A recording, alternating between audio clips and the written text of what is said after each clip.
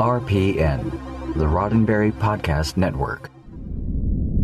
Mission Log, a Roddenberry Star Trek podcast. Episode 314, Equilibrium.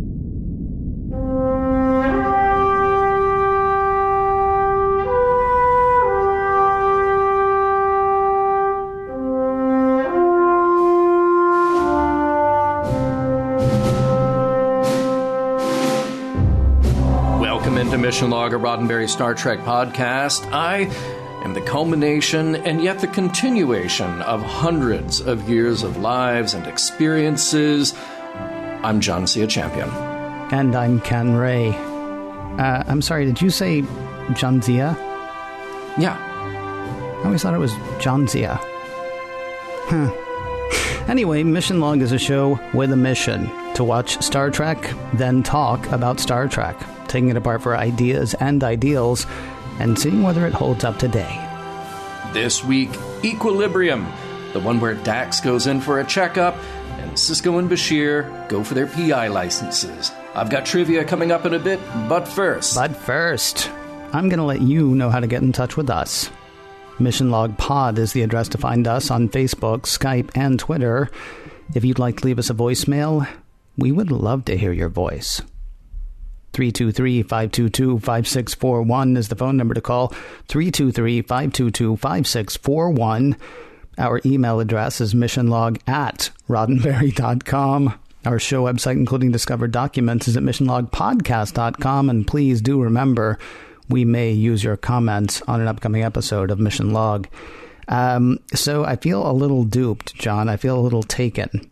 Why is that? Well, last week you said we weren't going to Kronos anymore, but I could almost guarantee that that is actually the same painting for Kronos as it is for Trill. Really? Not just definitely not. They didn't just adjust like the white balance and the color and stuff like that? No, there are similarities. I know. All right. But this is a whole new world. Because I expected, wow, a whole new world. That's for the rest of the day Aladdin. now. Thank you very much. I really appreciate You're that. welcome. I really honestly expected that to be one of the trivia bits that was coming up here in the show. You're saying no, so please hit me with the trivia that you got. Here we go. Trivia for this week's episode, Equilibrium. The story is by Christopher Teague. Never heard of him? No? Okay. Well, hold that thought, and we will talk more about him when we get to the guest stars.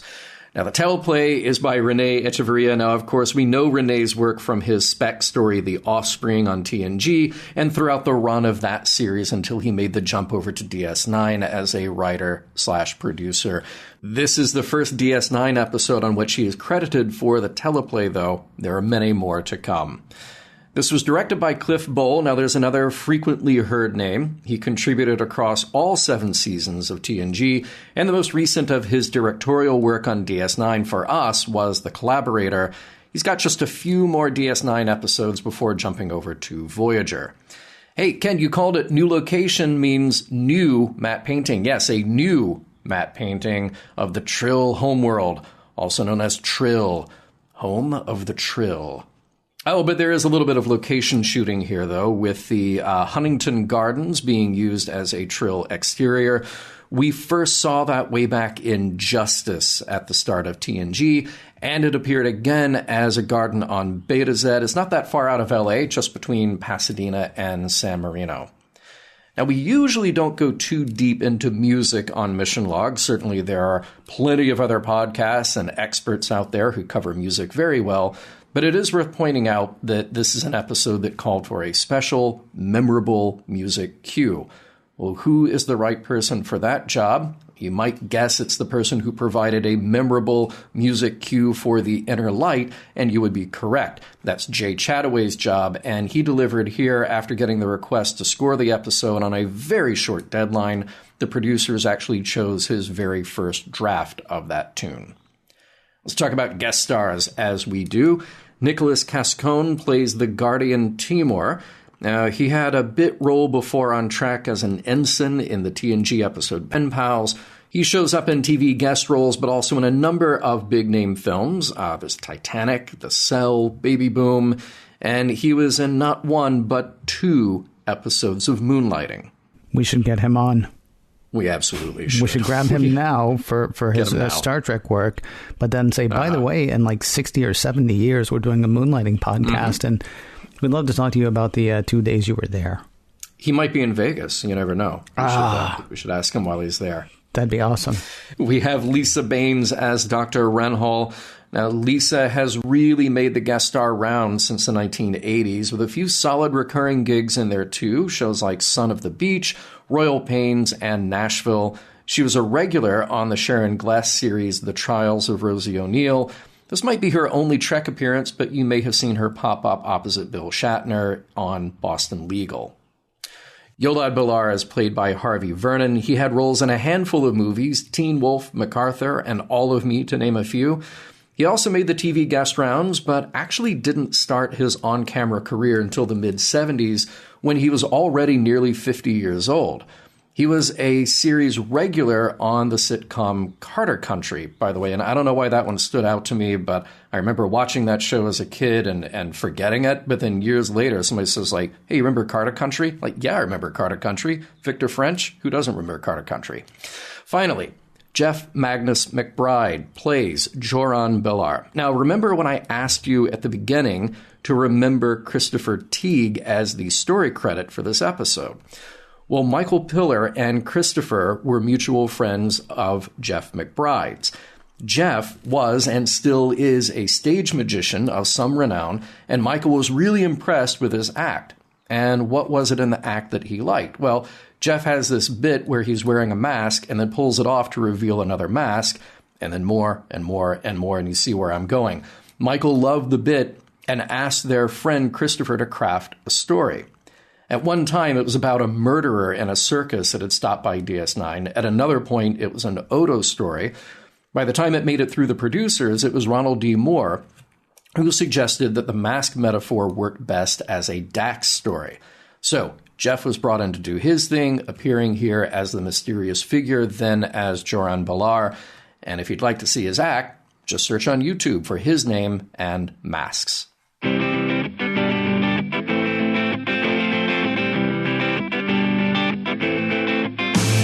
Supper time, and the living is easy. Except for Dax, who is about to be seriously messed up. Prologue. Dinner party at the Cisco's. Benjamin is cooking up what can only be described as a very creative interpretation of a Creole feast. Everyone is in casual mode, and when Dax joins the party, she spots the 24th century version of a Casio keyboard owned by Jake. She says neither she nor her symbiont or its other host ever had any musical talent, yet she sits down and, surprising herself, starts to play a well-crafted, familiar tune. Act 1. The next day, playing chess with Commander Cisco, Dax is humming that tune. She can't get it out of her head, even if she wanted to. Growing distracted and agitated in a very un-Dax way, she freaks out when Benjamin wins their match and accuses him of cheating. She storms off, and later is found in the replimat by Kira, who wants to know what's going on. Whatever it is, Dax is still feeling it because the moment turns tense with even a threat of Kira's personal safety. Walking off again, this time Dax finds that the corridor around her is changing. The lighting is more sinister. It feels like she's being watched, and she is, by a mysterious masked figure on the upper level of the promenade. She looks away, and he's gone. Then suddenly appears right in front of her. The mask is smooth and nondescript, then the figure pulls it away to reveal another mask. Terrified, Dax retreats and finds herself back in the normal environment of DS9, bumps into Quark, and insists to him that everything is fine. Act 2. So Dax is lashing out, and seeing things, and just being unlike herself. She stops by the infirmary for an examination by Dr. Bashir and seems to be a little more herself now, even apologetic about her terrible recent behavior. She admits that she's full of anger but has no idea why. And then there's the hallucinations and the music. None of it adds up. Bashir doesn't find a solid explanation to what's going on, but he does have something to go on. One of the earlier Dax hosts, Tarius, was in a shuttle crash. He was in a coma for 6 months until the level of the neurotransmitter isoboramine dropped so low that he died in order for the Dax symbiont to be saved. Jadzia's isoboramine levels are dropping too. With not much else to go on, Bashir suggests that a trip to the Trill homeworld might solve the mystery. Jump to the Defiant, and Dax is having trouble sleeping. She's opening up to Dr. Bashir about her anxiety around going back to the Symbiosis Commission. It wasn't exactly the best experience for her the first time around, and she also hates being around doctors. No offense, Julian. It's okay. They'll both get some rest, and before you know it, welcome to the Trill homeworld. Or Trill, as we call it around here, just full of Trills. In the Symbiosis Commission, Jadzia Dax is put through a whole bunch of tests. She's stable for now, and Bashir suggests plenty of rest back on Defiant. Not exactly the most exciting vacation, but she grudgingly agrees. On her way to her quarters, though, that weird music again, and then the guy in a mask, and then 2 more Trills who try to grab her. As Dax fights back, she throws a punch that nearly lands on Bashir. He's there, snapping her back into reality. Act 3. Even though Dax should be stable and her isoboramine levels have risen, she's still having those hallucinations. She has no idea what they mean or who the figures are. She does know that the Trills who tried to grab her were wearing uniforms from the Commission, but maybe 100 years old, well before Jadzia was there. So whose bad memories are influencing her hallucinations? Her next step is to visit the Guardians, unjoined Trills who take care of the symbionts, all of which swim around in subterranean pools, talking to each other with electrical discharges. The symbionts, that is, not the Guardians. The Guardian actually recognizes Dax somehow, and even senses that the balance is off, which is leading to the strange hallucinations. Timur, that's the Guardian, offers to help Jadzia as best he can, and he comes to the conclusion that the fault doesn't lie with the Dax symbiont, but rather with the host, or at least one of the hosts, one prior to Jadzia. Meanwhile, on the Defiant, Bashir and Sisko have been doing some detective work of their own and identified the music riff that has been haunting Jadzia. It's an oldie, written some 86 years ago by Joran Belar. The name doesn't ring any bells with Jadzia, but a picture sure does. Seeing him, Jadzia finds herself in another hallucination, this time with the masked figure stabbing an unnamed Trill in the neck. The masked figure says, "He left me with no choice," and when Jadzia tries to confront him, the mask disappears, revealing Joran Belar, putting Dax into neural shock. Act 4. Back at the Symbiosis Commission, Dr. Renhol is doing what she can, trying to stabilize Dax while asking questions about any other influence that could have led to her condition. Keep in mind, if she can't be brought out of the state she's in, the symbiont will be removed, in effect saving Dax, but killing Jadzia.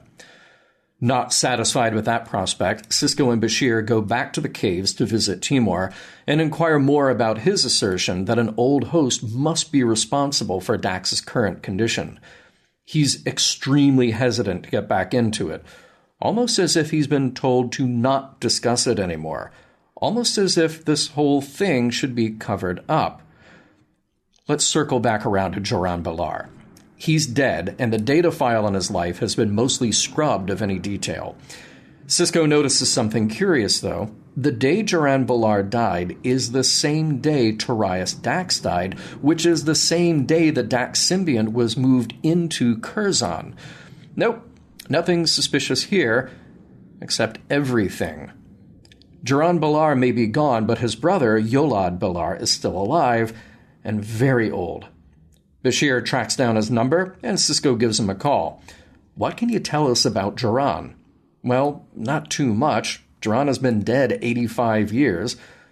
No idea if he knew a Torias Dax, but it could have been someone he met through the Commission when Joran was an initiate. Wait, what? Joran was an initiate himself? Apparently so, but he was dropped from the program. That part didn't go so well. Upon hearing the news he was dropped, Joran killed the doctor assigned to him. Yolad is sure of that. But he says about 6 months before that incident, Duran called him up and said he had already been joined. Now it's time to put 2 and 2 together, or 2 and 1 symbiont. Sisko figures that Dax wasn't simply moved from Torias to Curzon. No, there might have been something or someone in between, namely Joran Belar. Act 5. Here's Jadzia, isoboramine levels dropping rapidly, and Dr. Renhol ready to remove Dax and let Jadzia die. Sisko interrupts by confronting her with a big old truth bomb. They know all about Joran Belar. The attempt to put Dax in him failed, and there was an attempt to not only erase the records, but also to block that memory from the Dax symbiont. Dax is remembering, to terrible effect. But why? Normally, only 1 in 1,000 Trill are suitable for joining. Rejection, if it occurs, happens in a matter of days. That's why the screening process is so rigorous.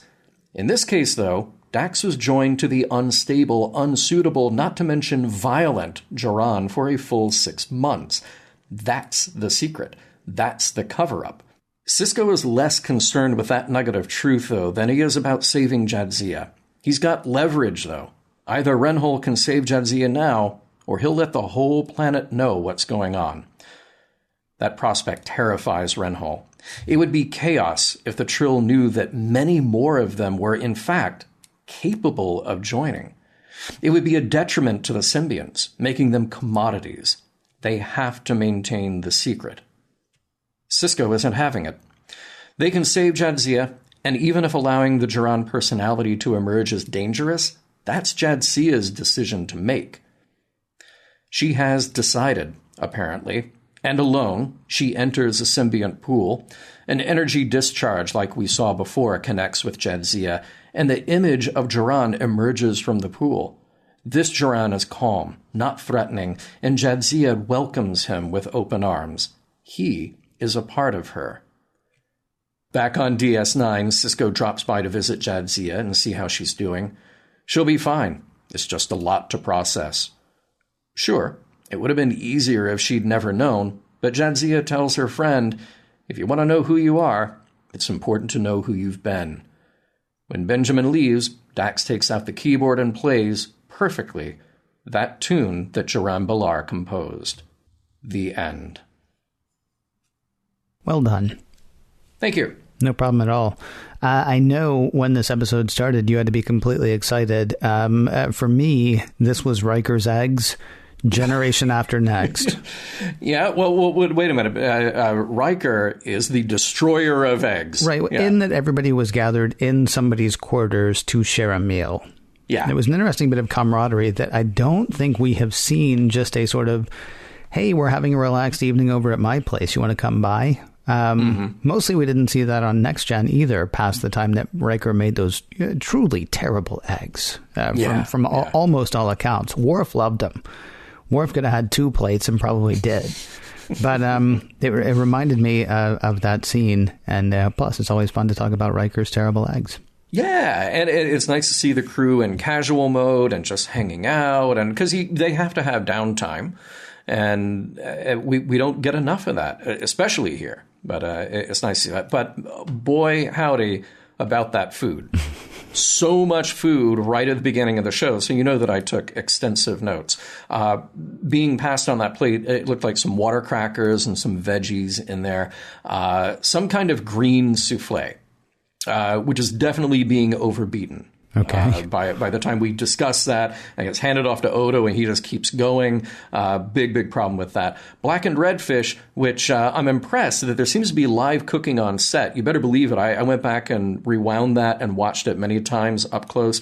There was actually cooking food. There was bubbling butter and oil in there to cook it. But I will say, definitely insufficient heat and insufficient ventilation for blackened redfish. Those are 2 really important ingredients there. So they were just kind of sautéing some fish. But I will say this. I'm definitely with Bashir. I can never have beets and still be perfectly fine. Yeah, I get that. I actually hated that part when they I hate anytime somebody says, well, you just haven't had good.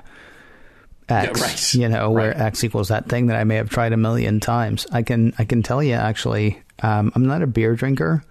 Mm-hmm. When I moved back to San Francisco at one point in the early 2000s, people kept saying, hey, let me buy you a beer. I'd be like, well, I don't drink beer. Maybe you can buy me a bourbon. I'd be fine with that, or, Sure, something else. yeah. But they'd be like, well, have you tried this beer? And then finally, I just got tired of arguing with people. So I would like try a taste of their beer.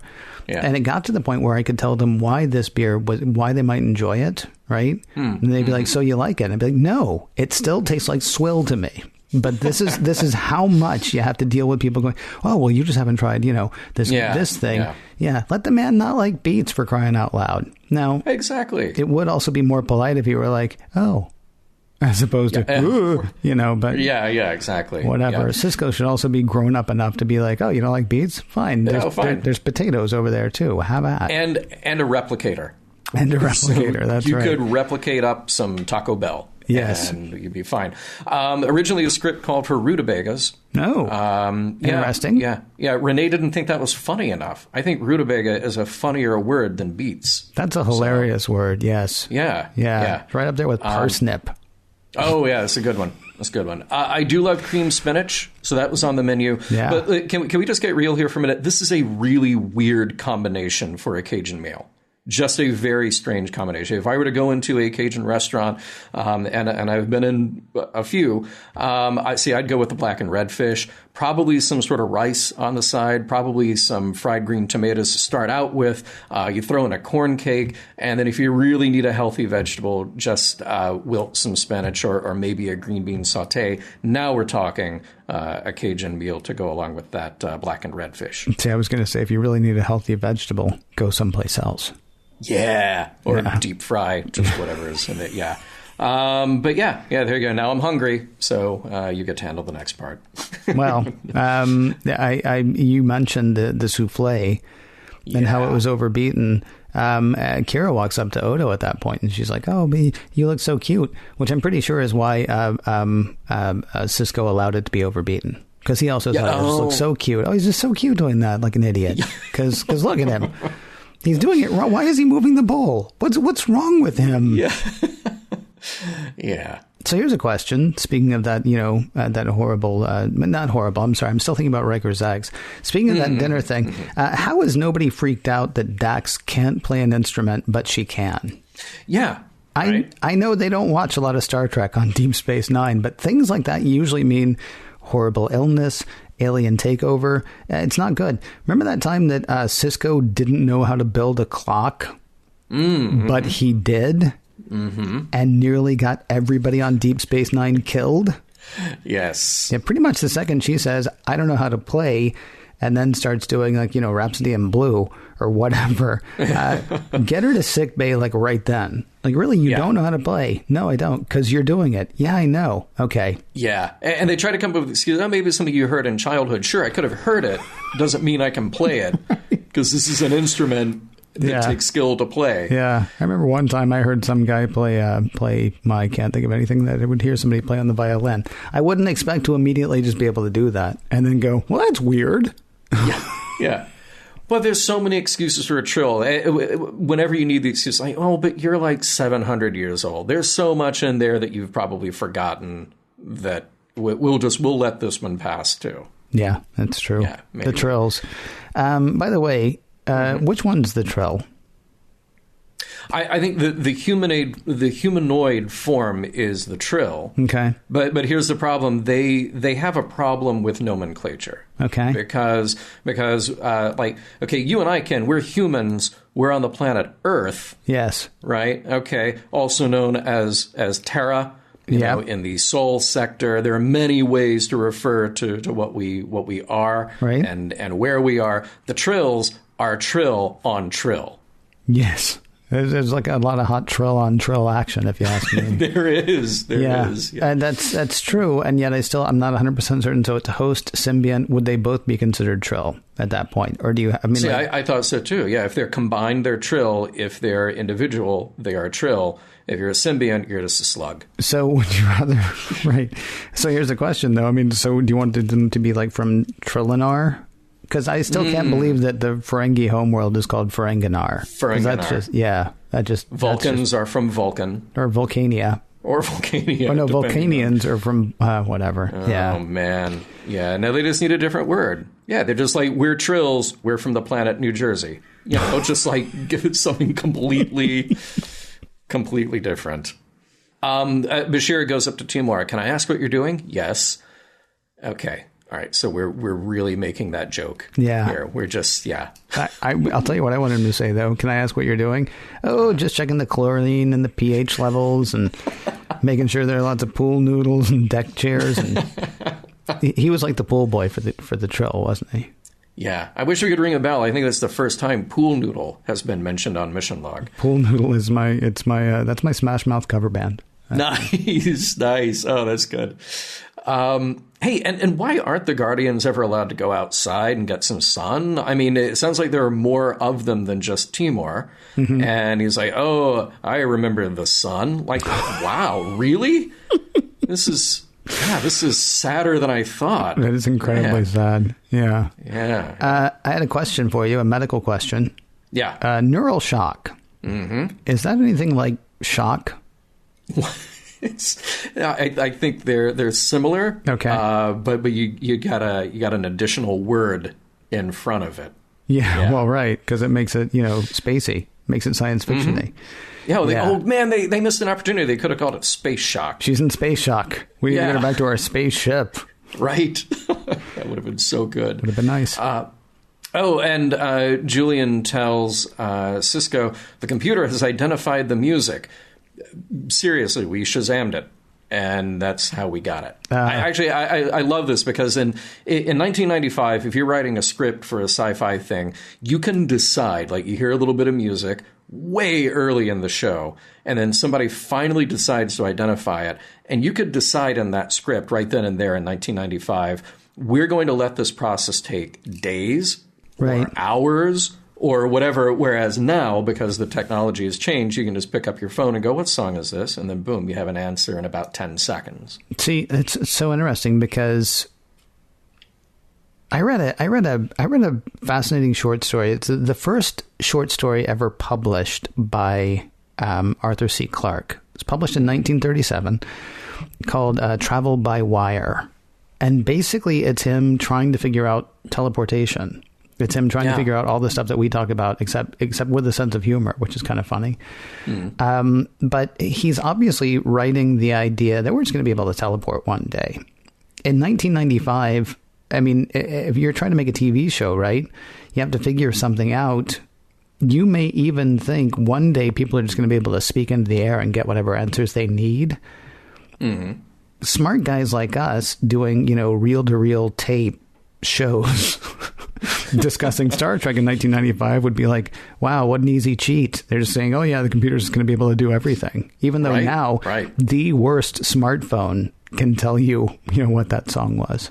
Yeah. Yeah. I kind of love that because it's one of those things you look at now as being kind of quaint. And again, the writer could just make it whatever they wanted it to be. Yeah. Similar to the whole thing that we talked about in, was it Court Martial? Where they were like, they go over and they start the tape. And I think it was Gene, actually, who was like, it's not going to be tape. And like, okay, well, what's it going to be, smart guy? He's like, I don't know, but it's not going to be tape. It's space tape. It's not space. It's little cubes. What, like they put it in food? No, not those cubes. It's more like the other cubes. Flat cubes. Just, do something. Yeah. I have a question, and this goes back to who is the Trill exactly? Is it the symbiont or is it the host? Do we have any idea how this whole host symbiont thing started? We don't. Okay. We know it's been going on a long time. Yeah. We know it doesn't work for everybody, though it works for more than they claim. Yeah, which we'll get into, believe me. Oh, yeah. So I'm thinking one of two ways. Mm-hmm. Like one day, one of the Trill hosts fell asleep with their mouth open. By the hot tub. Right. Yeah. Right. And one of the little slug things was like, this looks good. And so, tried it out. Why not? A particularly small one, I'm guessing. Yeah. Either that or fraternity prank.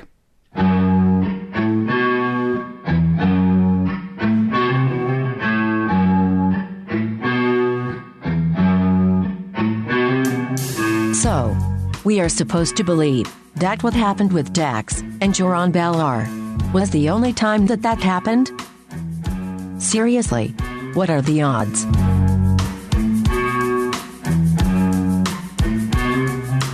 Let's start off by talking about symbionts, or trills, right. or the trills and symbionts, or just a trill. How weird is the reverence that is given to the symbionts? So Tarius was allowed to die to save the symbiont. Mm-hmm. Trills are so lucky, and by the way, we're ready to kill Jadzia, at least the doctor is. Mm-hmm. Trills are so lucky to be joined with symbionts, and symbionts have their own hot tub and keepers to watch after them. I mean, look, I know it's special because we're told it's special, but I also wonder if there's some strange, self-defeating psychology at play here with the trills. What if they just decided they'd had enough one day? No more conjoining. We'll invest in building robot bodies or something else with the little slugs if they need it, or we're just going to leave you in your hot tubs.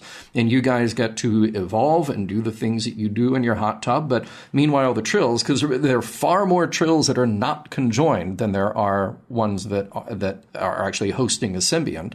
Mm-hmm. And they're able to do things like, build buildings and drive cars and eat food and do all this stuff. Mm-hmm. So it's just a little strange to me. I wonder, is it just an indoctrinated, ingrained belief from the beginning, from childhood?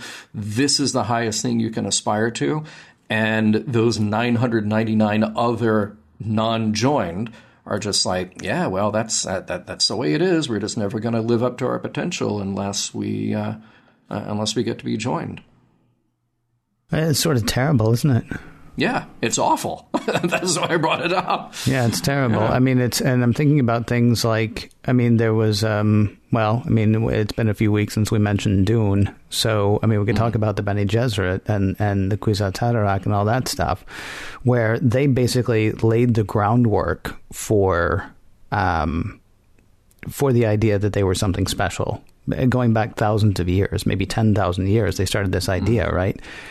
See also priests and the rich.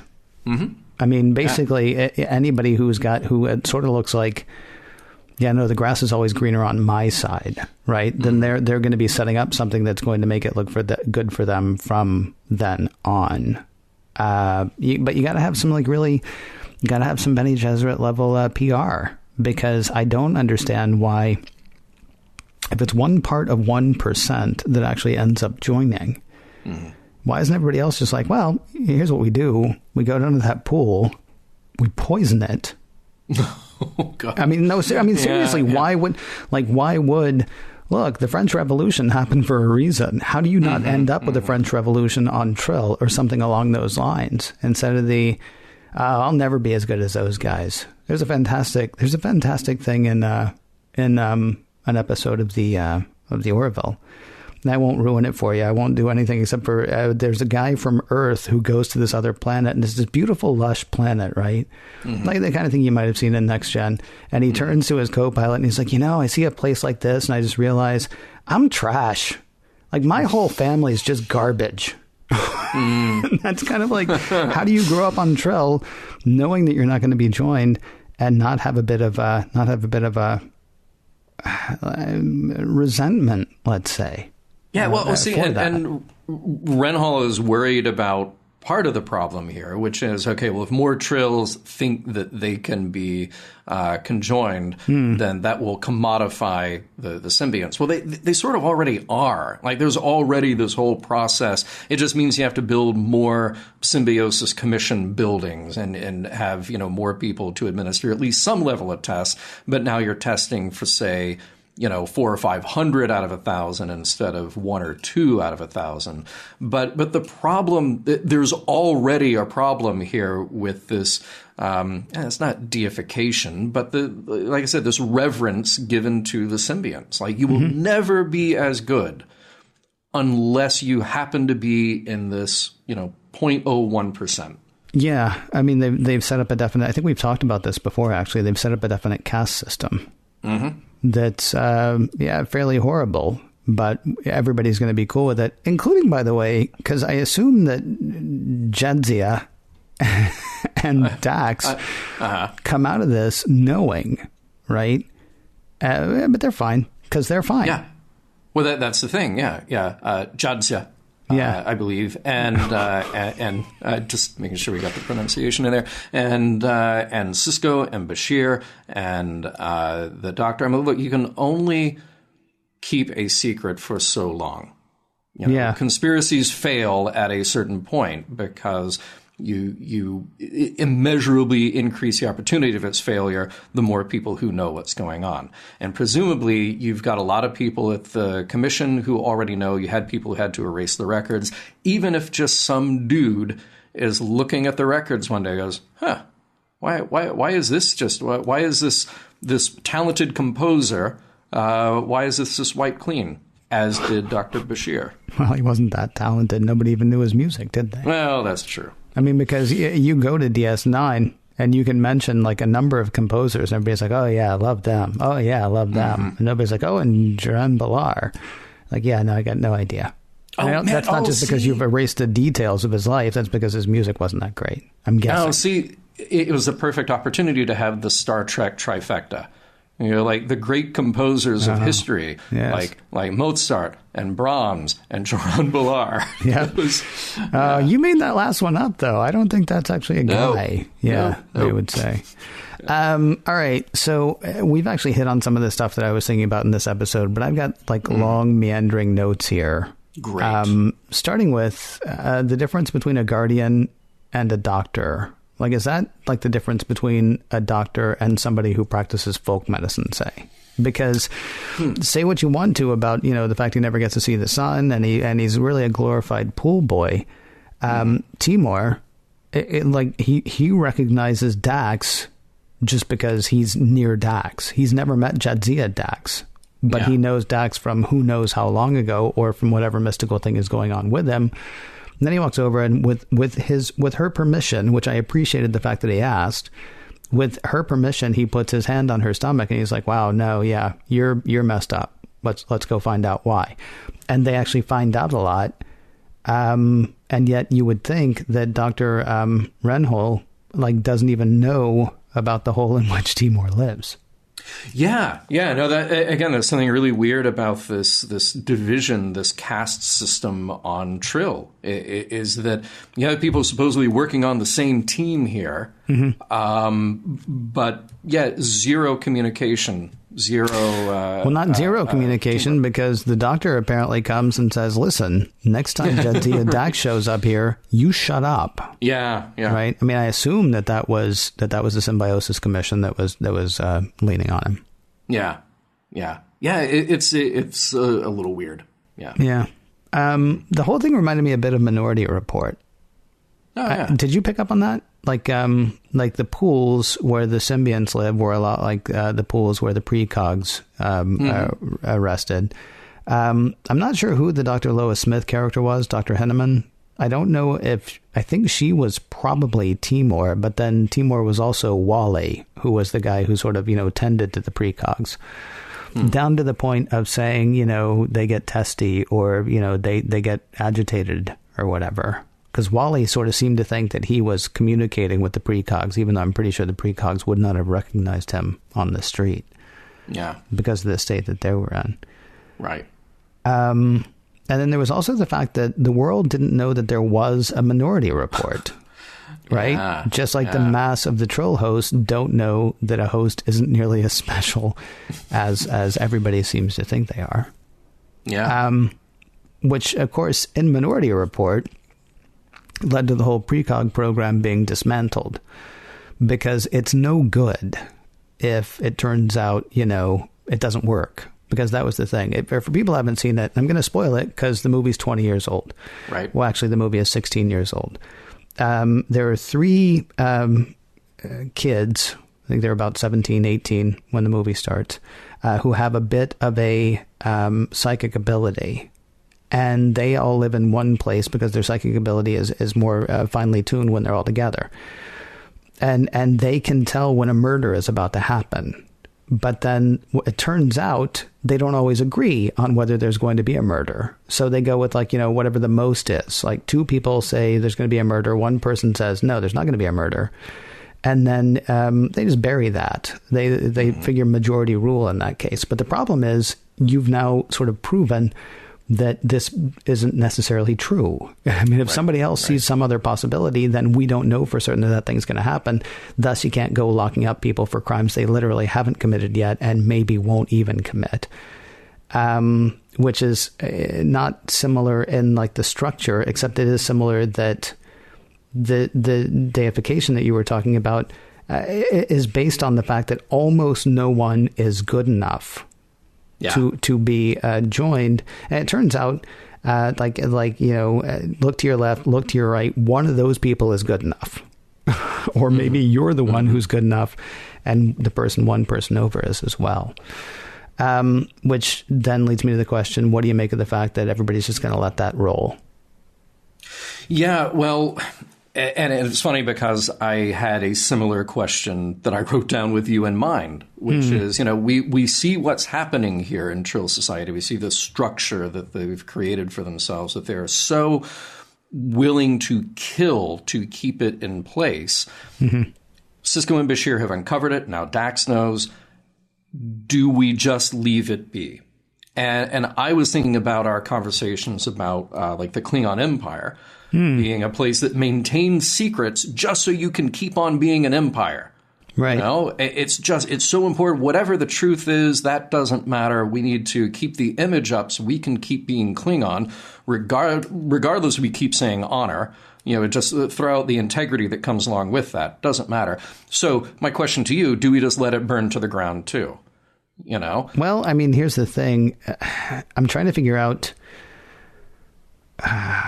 Can we talk about Discovery just for a second? I know we don't normally do that, or we shouldn't do that. But, I mean, Starfleet basically made a deal with the Baul, which were keeping another race subservient. And they were, in fact, killing them when they came of age, right? And Starfleet was fine with that for some reason, because they were pre-warp, I guess, is the reason. So it would violate the Prime Directive to mess that up. The TNG episode First Contact, when the leader decided there would be, you know, too much upheaval if they told the truth about there being, you know, more to the galaxy than anyone knew, they decided not to tell them. But again, you get a Prime Directive problem there because they were only about to attain warp capability. They hadn't attained warp capability yet. Right. We've got Trill in Starfleet. I assume that they are actually warp capable, and whether they're warp capable or not, we've got Trill walking around in Starfleet. Do we let this continue? Now, the one thing I will say is nobody seems to be suffering, right? Like Yolande Bellar became a composer. You don't just get to be a composer if you want to be a composer on Earth, right? And I don't know for certain that the Trill Society has the same sort of post-scarcity thing going that the rest of the Federation seems to, or certainly Earth and hopefully the rest of the Federation does. I mean, it's possible that things are so cherry there that nobody's really going to complain. It's just sort of like, I don't know. It's... It feels wrong, and yet it doesn't necessarily seem like anybody's suffering, and yet it feels wrong. Yeah, well, and there's the difference between the Trill and the Klingons, you know. So the Klingons historically in Star Trek were the enemy, and we know that they're at best a little eccentric, a little uncontrollable, you know. But at worst, they could be fearsome and horrible enemies. So when something happens that is their problem, their internal politics, we just go, oh, okay, well, you're doing your thing, you're maintaining your empire. Trill, so far, what we've seen is that they are, like you said, nobody's suffering. They are capable and smart and benevolent. You know, there's nothing terrible going on here. But there's this horrible untruth at the core of how they view their entire existence. you know? Oh, that. Yeah.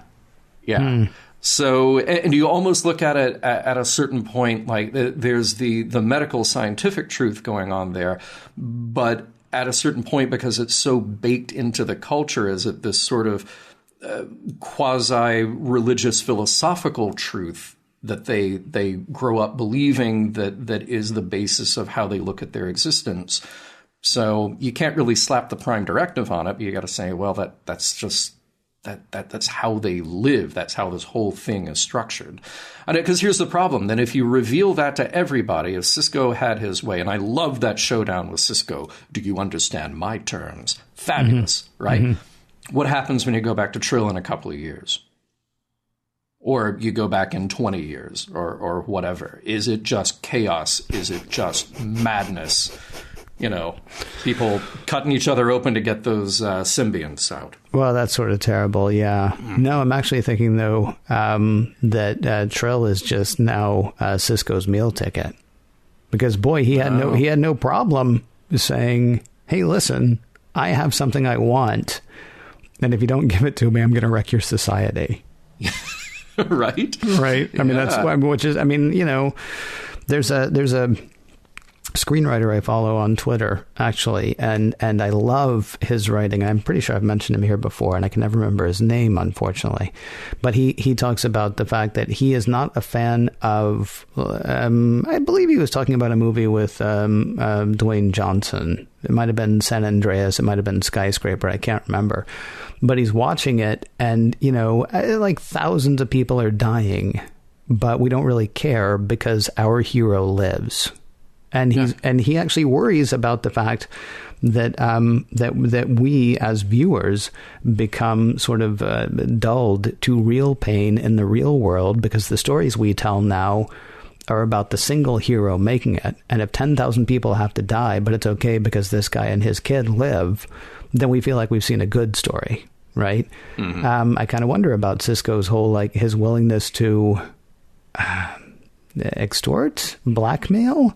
I'm kidding about him going back every few years and saying, by the way, need more latinum, you know, or something like that. I don't think he would do that. But I mean, he seems to think that there is something bad going on there, but he's willing to let it slide as long as he gets what he wants. And Jadzia has to think that there's something going on there that is bad too. At a certain point, when this truth is revealed, or not, as it has been to her, why are you assuming that she thinks that's bad? Because, I mean, it should be pointed out she's at the top of that chain. Well, she was 1 out of 1,000. Yeah. So, yeah. Well. Now you're like 1 out of 2. Right, but I mean, that's worked for her, though. Why would because as tough as the competition was, imagine if she was competing with 50% of the population. Yeah. Right. I mean, you're saying so now she knows there's this bad thing. She doesn't necessarily think it's a bad thing. I mean, we go back to the French Revolution. I'm pretty sure Marie Antoinette wasn't like, these guys are right. Yeah, of course. Because it had been working for her right up until the point it wasn't. I mean, I don't know that. My assumption is that Jadzia assumes it's bad, but, it's left Jadzia sitting pretty. Mm-hmm. So, I mean, she may actually see no problem with this. And, she may be thankful, first of all, to Sisko for saving her life, but also not wrecking it for the people for whom it would have been wrecked. Because for the people that it works out, pretty sweet. Yeah. Yeah. Ain't that the truth?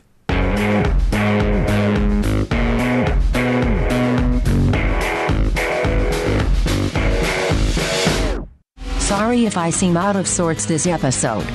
I am just feeling a little sluggish.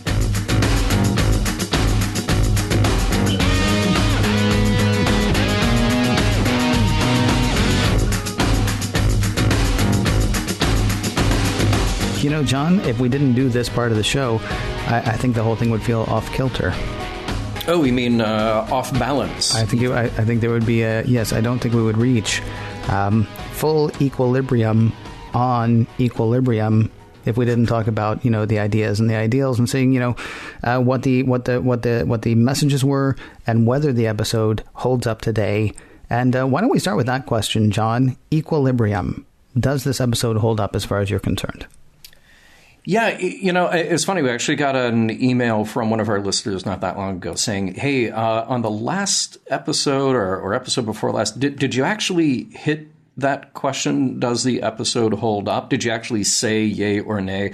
And I couldn't remember, honestly. Yeah, I don't know. Because this is such a subjective part of the show, and we sort of interpret it to mean different things when we get to the end of an episode of Mission Log. So, but I feel like at this point, look, when we were talking about TOS and you talk about does something hold up or not, you're taking into account a show that is 50 years old and maybe production values don't hold up, or there are writing problems that don't hold up because stylistically it doesn't work. We're in sort of Star Trek's golden age here, that crossover time of TNG, DS9, Voyager, where so much production resource is being thrown at these shows. And generally speaking, look, they're all going to be produced well. We know this cast is awesome. So we know the acting generally is going to be great unless somebody is having a really off day or there's a guest star who's just woefully miscast, Mm-hmm. So generally speaking, production value is going to be there. The production is going to work, and it really depends on whether or not the messages and story elements fit. Alan Rain. So in this case, here's the thing. This may sound really nitpicky about this episode, because overall, for all the reasons I stated before, I think it's very good. The writing overall is very good. The character stuff is very good. The acting, the production value, we know is going to be very good. But to me, this was a very oddly paced episode, to the extent that it kind of hurt my enjoyment. I'll go back just even to the prologue, where you have this light, casual, fun dinner scene, and then the fade out before going to credits is just this long, slow fade on top of Dax plunking out this tune on the keyboard. And it's supposed to be weird, but it doesn't feel weird other than just the long, slow fade out. And they did that again. I can't remember if it's the end of Act 2 or exactly where it was in the show, but there was another time where it just felt like, well, we don't know exactly how to write the cliffhanger, the mini cliffhanger going into the break. So we'll just sort of let it be creepy and weird and do a slow fade out. Mm-hmm. So pacing in this was very strange. But all that said, look, if a Dax story is your thing, and I do like Dax stories, then it's very interesting to get more detail on her or him or her or him. It's marginal for me to say whether my nitpicky problems really affect the rating of the show. Does it hold up or not? Yeah, look, it holds up. But those are things that, to me, kind of count against it. Just had it gone through another draft in the writer's room, maybe those little oddities would have been cleaned up. But I like this episode quite a bit because I like the character stuff and I like the ethical questions that we're left with in the end, even if some of those ethical questions weren't necessarily intended by the writers. I don't think they intended for us to spend 20 minutes going, wow, what's wrong with Trill society? Right. Right. It's funny because you and I are on a similar page on some of it and less so on others. I don't know that this episode actually stands a lot of rewatch. Like the House of Quark, I think did. I could easily sit down again and watch the House of Quark. And that has not been... That's not always something you can say about every iteration of Star Trek. There are plenty of episodes of TOS that I'm like, yeah, no, I don't need to see that again. I'm good. And same thing with TNG. Murder, She Wrote, or Matlock. I mean, that's what the middle part felt like. Honestly, if you had a couple of detectives come in, a couple of, Trill detectives or whatever, and try to figure this out, you could have thought that they were, piloting a spinoff. Not unlike the Gary 7 episode of the original series. The detective part of it, I mean, it was fairly clunky, as you say, and it's always kind of strange when they just sort of assume that anybody can be a detective, right? Yeah. Odo, we've written as sort of the hard-boiled detective, but now it's like, oh yeah, we'll just make them. I'm not sure which one of them was Jessica Fletcher and which one of them was Ben Matlock, but I mean, it had kind of that feel, which is a bit weird. At the same time, I like where the show lands. I mean, I do like the fact that it does raise that. Well, and again, if you don't think they were trying to raise that question, I guess they weren't. You could say that in First Contact, they were trying to raise that question of whether or not the way that society was going was the way that society should go. Mm-hmm. They're definitely not trying to raise that question here. But, we can't help, coming to that place. And so in that case, that makes it an interesting episode. And also, I like where it lands. It goes back to the original series episode, The Enemy Within. At the end of that episode, there was this thing about Kirk that he just hated about himself. And he literally had to hug it. He literally had to embrace that part of himself, not because he liked it, not because he reveled in it, not because he wants to be more like that, but it's part of him. And to pretend that the part of him was not part of him literally would have killed him in that case. It's like the line that you mentioned earlier as well with Dax, where what's the exact line? Like you have to know who you are to be who you are. That's not the line, but yeah, no. If you want to know who you are, it's important to know who you've been. Right. Yeah. And the fact that she literally takes him to her and says, "You're part of me." I mean, it's a little cheesy and it happens a little quick, but I mean, it's a wonderful message. I thought it was a wonderful message when they said it, over 50 years ago now on The Enemy Within. And I think it's still a wonderful message in this episode. I apparently skipped to the message part, John. Sorry. No, but that's fine, because then in that I got to read what I wrote down as the message, because Dax comes right out and says it. If you want to know who you are, it's important to know who you've been. Yes, it's this embrace, literal or figurative, of the complexities of her personality, i.e., our personalities, because those characters are reflective of us. That's it's a nice thing to have in there. I will say that there is this other sort of message there, which is, related, is parallel to that. You can't bury the truth. Although, I'll give it a caveat, you can if we're talking about a planet-wide medical conspiracy. But you can't bury the truth when we're talking about a personal truth. You only get so far when you try to push down that thing that's maybe gnawing away at you, which may just be a memory or a personality problem or whatever, or literally the slug that's living in your stomach. Mission Log is produced by Roddenberry Entertainment. Executive producer, Rod Roddenberry. Hey, have you checked out all the shows on the Roddenberry Podcast Network? You got Mission Log Live, Women at Warp, Priority One, The Trek Files, and the newest edition, Daily Star Trek News. Podcast.roddenberry.com. If you'd like to support Mission Log directly, that'd be fantastic. Patreon.com/missionlog is the place to do that. For more exciting Star Trek podcasts, be sure to check out Trek FM at trek.fm. And for the latest in Star Trek news and discussion, be sure to visit trekmovie.com. On the next Mission Log, Second Skin.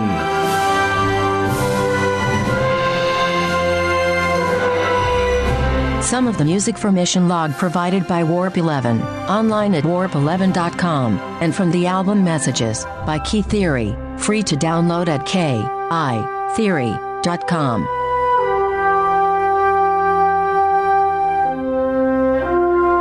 And another thing. How do they know it is the hosts that are incompatible? Any one of those watery, wormy things could be nuts.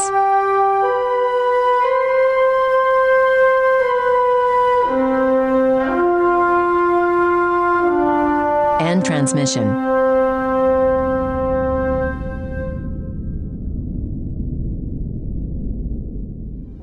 Podcast.roddenberry.com.